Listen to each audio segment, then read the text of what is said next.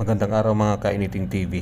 Saan man kayo naroroon, sana nandyan kayo sa mabuting kalagayan at malulusog na kapangangatawan. Ang advisory po na ito ay para po doon sa ating weather update videos. No? Kung napapansin nyo kasi, halos nagmamadali tayo magsasalita dyan sa ating weather update kasi maikli talaga ang oras natin dito sa reels or sa shorts. So ang balak ko na ilalagay na natin siya doon sa long videos, so doon sa videos mismo na widescreen, no? Hindi doon sa tayo na screen para ma-explain talaga natin yung mga detalye na gusto nating sabihin at maunawaan nyo talaga. Pero hindi pa rin mawawala itong ating reels or shorts dahil dito natin ipapalabas yung mga intro ng ating mga long videos na ipapalabas.